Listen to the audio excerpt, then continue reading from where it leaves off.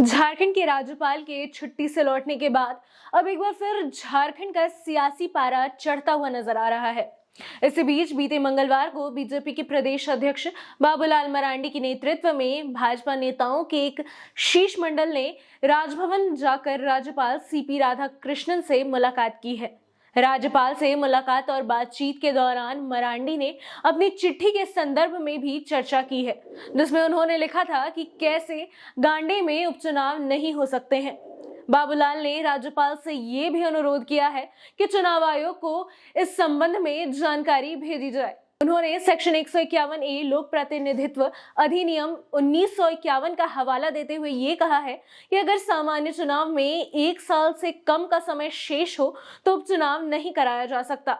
वहीं राजभवन से बाहर आने के बाद बाबूलाल मरांडी ने पत्रकारों से भी बातचीत की है। और इलेक्शन कमीशन करता है तो हर विधानसभा क्षेत्र के लिए रिटर्निंग ऑफिसर होते हैं और चुनाव का परिणाम आते ही वो इलेक्शन कमीशन को लोग भेज देते हैं और इलेक्शन कमीशन जब विधानसभा को कंस्टिट्यूट करते हैं तो विधानसभा सचिवालय को भेज देते हैं, यानी उसी दिन वो कंस्टिट्यूट हो जाता है। गवर्नमेंट अब जब बनावे, विधानसभा लोकसभा जब बुलाना है आप बुलाइए, उसके लिए इलेक्शन कमीशन की कोई जरूरत नहीं है। तो आप सरकार कब बनाए, आपने विधानसभा से कब आहूत किया, ये विषय नहीं है।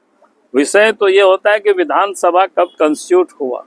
इसलिए अगर आप सब लोग इलेक्शन कमीशन से पूछिए वो कब चुनाव कराएगी, उनके हिसाब से थोड़ा है कि वो आपकी सरकार नहीं बनी, आपकी सरकार बनने में देर हुआ, आपने विधानसभा को बुलाने में देर किया, तो उससे उनको कोई मतलब नहीं है। विधानसभा तो उसी दिन कंस्टिट्यूट हो गया जिस दिन इलेक्शन का यहाँ रिटर्निंग ऑफिसर ने रिजल्ट के बाद इलेक्शन कमीशन को नाम की सूची भेज दी और वहां से गठित करके उन्होंने विधानसभा को भेज देते हैं कि इस दल के कौन कौन प्रत्याशी चुनाव जीते हैं, कौन निर्दलीय हैं, सब कुछ वो भेज देते हैं।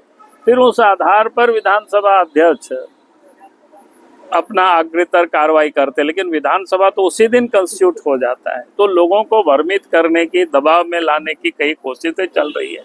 और कल तो सुप्रीम कोर्ट का भी जो जजमेंट आया वो तो एकदम क्लियर कर दिया। और यहाँ तो हमने कहा कि 1 साल तो से भी बहुत ही कम है, यानी चुनाव की प्रक्रिया तो अक्टूबर से सितंबर, अक्टूबर से ही प्रारंभ हो जाएगी।